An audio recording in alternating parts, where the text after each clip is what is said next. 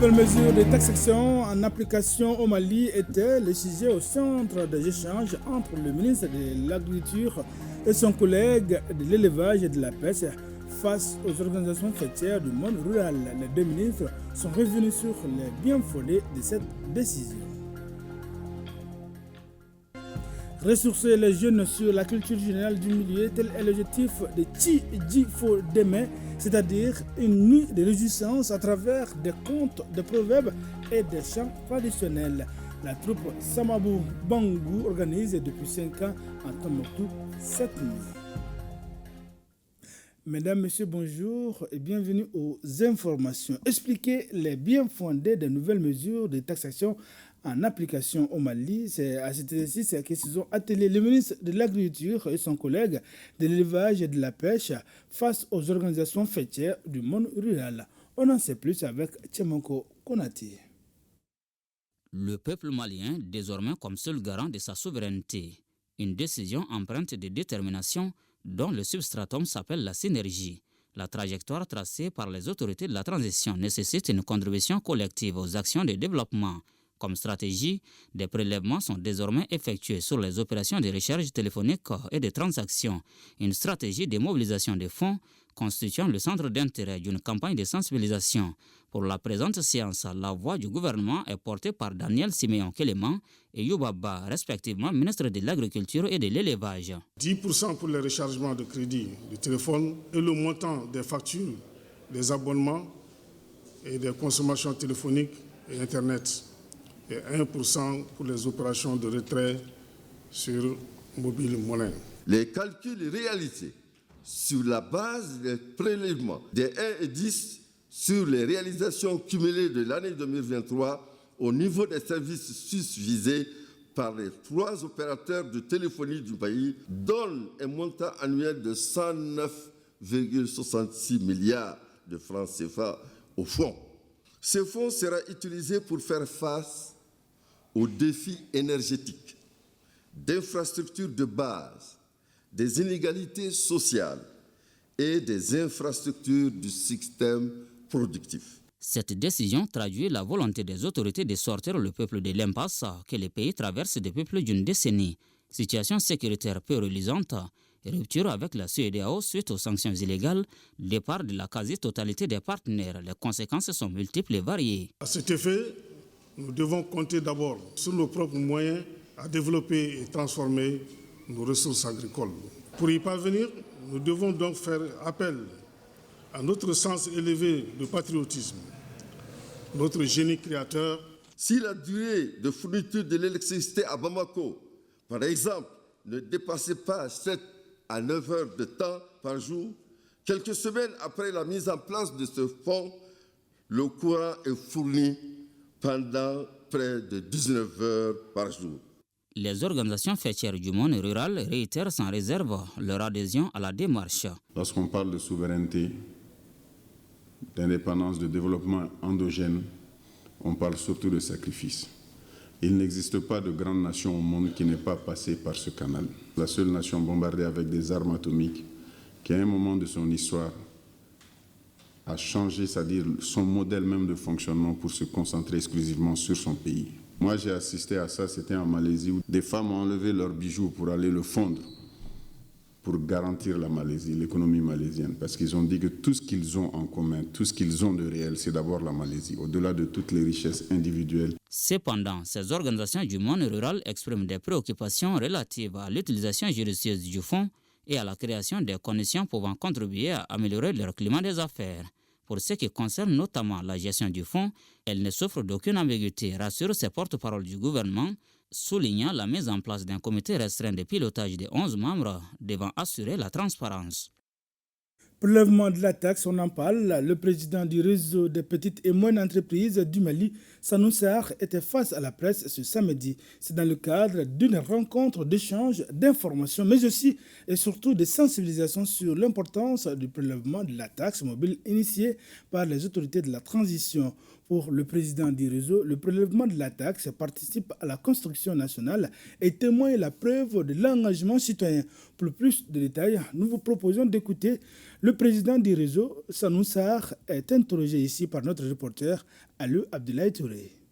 Les jeunes, les femmes et les vieux de Kalabankoro se sont réunis, pas Kalabankoro seulement, c'est un peu Bamako en général, et pour exprimer tout leur engagement par rapport à la décision des autorités de pouvoir bénéficier d'une contribution vraiment des citoyens en fait, sur les recharges téléphoniques, etc.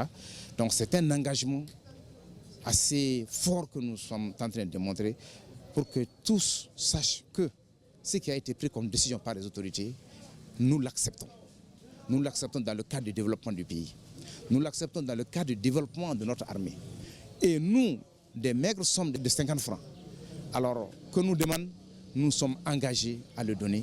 Et cette rencontre est placée dans ce cadre d'un engagement citoyen, d'un engagement en fait que les autorités sachent que la décision prise a été acceptée et nous sommes vraiment des deux pieds dedans.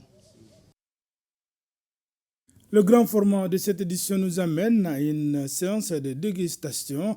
Elles sont 3 dames, un dénominateur commun. Pendant ce mois de Ramadan, elles embrassent le domaine de l'entrepreneuriat. Nene Silla évolue dans la gastronomie, tout comme Zeina Sidibé qui vend des galettes. Quant à Linda Fanta Keita, elle propose des paniers Ramadan aux fidèles pour la rupture. Chacune d'elles tire son épingle du jeu. Le mois de Ramadan, en plus de son caractère religieux, est donc humanitaire et facilite le contact. Notre reporter Awadit Makamara est allé à leur rencontre. Le Ramadan est une période d'introspection spirituelle, mais pas que. Il est aussi un moment de générosité et de partage. De plus en plus, des jeunes se lancent dans l'entrepreneuriat et profitent de cette occasion pour proposer des services qui répondent aux besoins des fidèles. On va mettre maintenant le mini sandwich. On met 5 pièces de chaque variété dans le plateau de 15 000 francs. Guindo Nene Silla a 30 ans. Elle a un master en hôtellerie et voulait être hôtesse de l'air. Des métiers qui devraient lui permettre de voyager et d'enrichir son expérience dans le domaine de la gastronomie et de l'accueil. Mais finalement, la passion l'emporte. Elle gère ce fast-food dans un quartier de Bamako. Pourtant, c'est pendant le Ramadan qu'elle a décidé de se réorienter. Passionnée de cuisine et de pâtisserie, elle a vu une opportunité dans la demande croissante de petits fours pour la rupture du jeûne. Nos plateaux sont à partir de 10 000 francs CFA. 10 000 francs CFA composés de 25 pièces, 15 000 francs composés de 40 pièces et 20 000 francs composés de 50 pièces. C'est composé que de mignardises salées. Avec son souci du détail, Néné a su séduire sa clientèle et tirer son épingle du jeu. Aujourd'hui, elle emploie plus d'une vingtaine de personnes. Les travaux commencent depuis 7 h du matin et ne se terminent qu'à 17 h, 7 jours sur 7. Mais il faut que les plateaux sortent avant 16 h. C'est ce qui nous met surtout la pression. La demande est énorme. Du coup, il me faut plus de main-d'œuvre. Cette dame a plusieurs cordes à son arc. Opératrice culturelle, Zeina, vendeuse de galettes à 16 heures perdues. Travaillant à temps plein dans une entreprise de multimédia de la place, elle profite de la pause dans son secteur pour transmettre un savoir-faire culinaire hérité de sa mère pour répondre à la demande croissante des clients en ce mois béni. Vendre du froufrou, c'est du théâtre social en fait. Tout se passe, les conflits, les discussions, des étrangers qui deviennent des amis.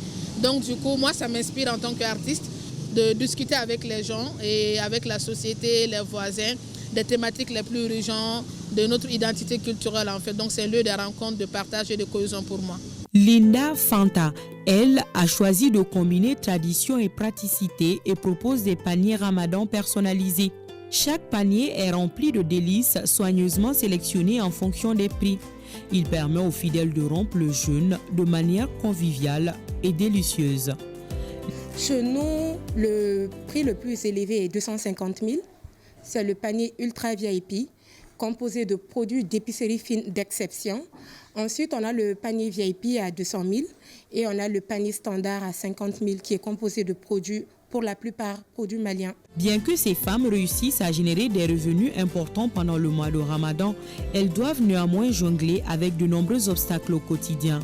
Que ce soit à travers des galettes, des paniers ou des plateaux de petits fours, ces entrepreneurs démontrent que le Ramadan est bien plus qu'un mois spirituel.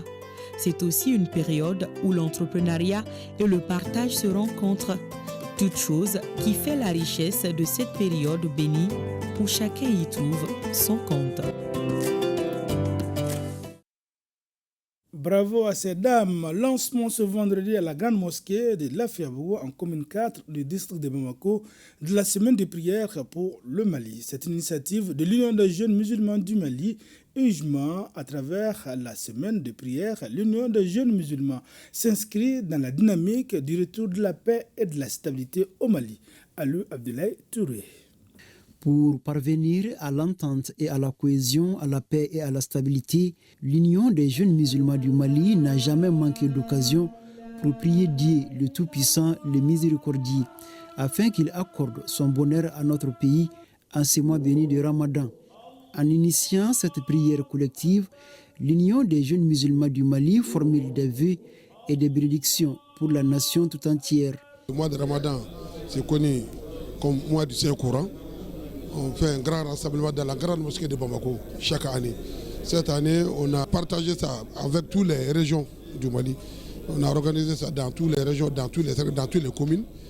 Aujourd'hui, c'était lancement en commune 4, dans la première mosquée de Lafiabou.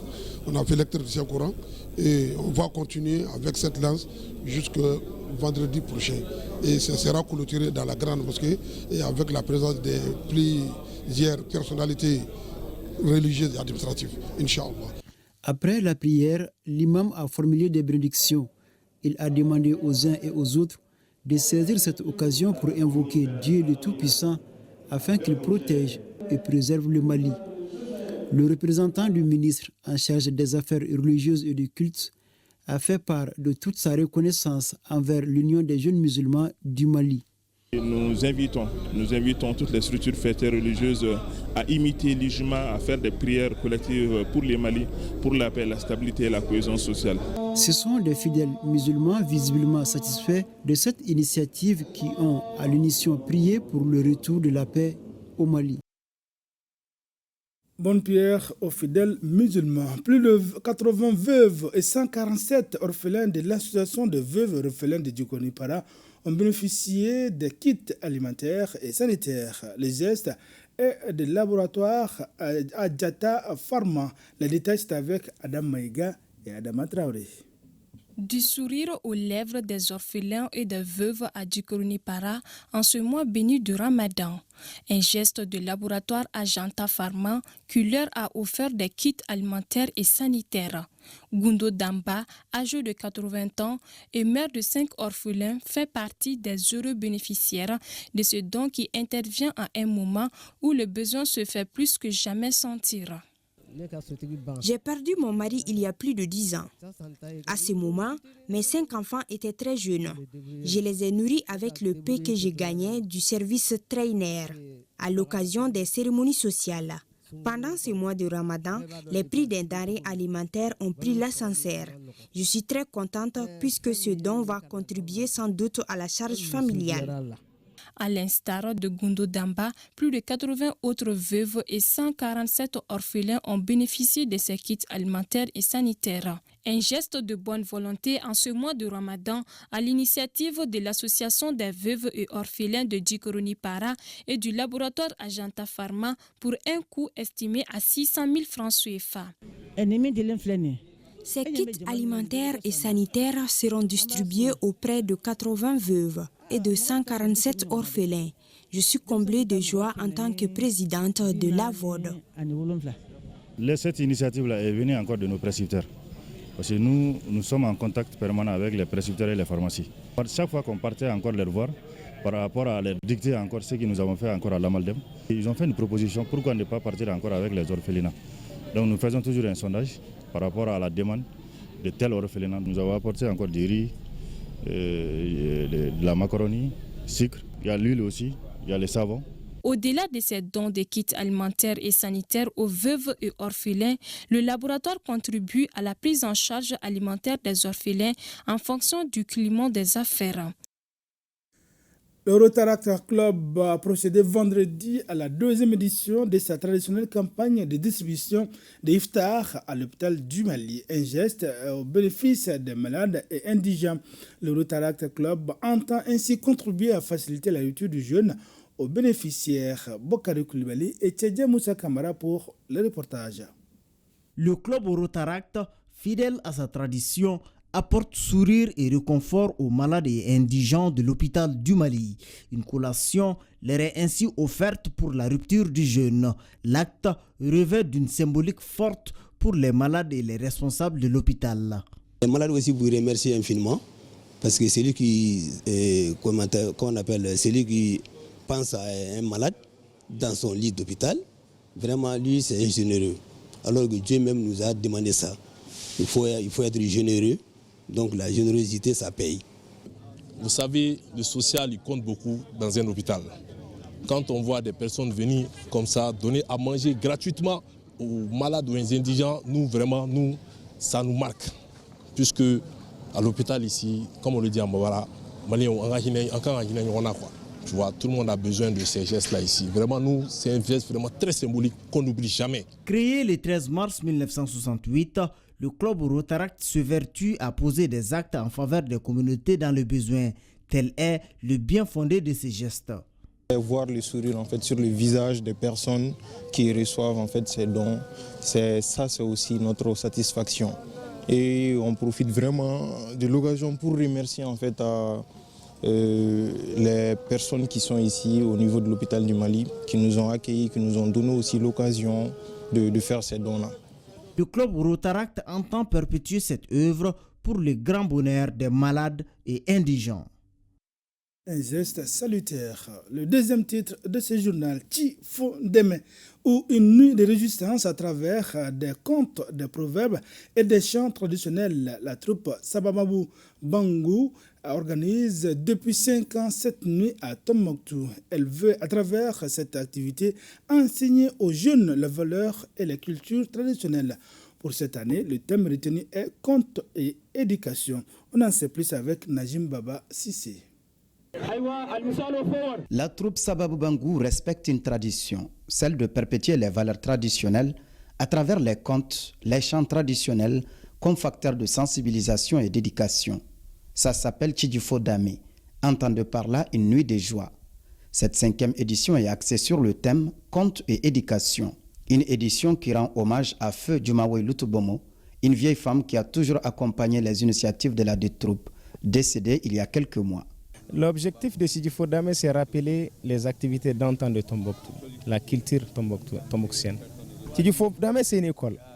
C'est une école où les enfants apprennent les comportements d'antan, le tombouctien d'antan et comment vivre à Tombouctou. Une semaine durant, des activités seront menées dans l'ensemble des quartiers de la ville afin de requinquer les jeunes sur les contes éducatifs, rappeler l'essence de certains proverbes et sentences afin de les doter de bonne culture générale. Cette année, nous lançons un concours entre les jeunes enfants. Capitalisation des 4 années d'activité pour voir est-ce que les enfants ont assimilé tout ce qu'ils ont appris pendant ces 4 années. Pour rendre agréable ces nuits, pour essayer d'éloigner maintenant la psychose, pour essayer de faire comprendre que la cohésion sociale existe, de vivre ensemble est toujours là, quel que soit dans l'ombre ce qui peut nous effrayer. Cette cérémonie de lancement a été émaillée des contes des grandes figures, écrivains et comédiens, pour tracer le chemin de cette 5e édition qui fera le tour des quartiers de la ville. Il faut Dame sport à présent. Le premier Grand Prix cycliste de l'ORTM sera couru le 6 avril prochain sur une distance de plus de 120 km. Cette initiative participe à la vulgarisation de la discipline. C'est pourquoi les pays de la Confédération AES sont invités. Toutes ces informations ont été données hier au cours d'une conférence de presse co-animée par le directeur général de l'ORTM Hassan Baba Djembélé, le président de la Fédération malienne de cyclisme à la cantine de l'ORTM. Daouda Kone a suivi cette rencontre avec la presse. Fidèle à l'un de ses slogans, à savoir « À l'ORTM, chacun compte », que l'Office de radio et télévision du Mali se lance dans la vulgarisation du cyclisme malien. Pour réussir cette mission de vulgarisation, l'ORTM est en partenariat avec la Fédération malienne de cyclisme pour l'organisation d'un Grand Prix cycliste dénommé Grand Prix cycliste de l'ORTM. Nous sommes venus voir le directeur pour demander cette compétition. Et nous sommes très heureux de vous annoncer qu'il a accueilli en tout cas la nouvelle avec beaucoup de joie, vu déjà que ça va dans le sens du développement confédéral. Auparavant, nos grands prix se limitaient juste aux cyclistes nationaux. Donc c'était fermé. Maintenant aujourd'hui, avec la nouvelle configuration de notre espace, donc nous nous sommes dit qu'on doit maintenant aller vers cette intégration en invitant maintenant dorénavant les coureurs de ces deux autres pays. Les vélos est un passe-temps ici, mais c'est aussi un sport qui est apprécié par les Maliens.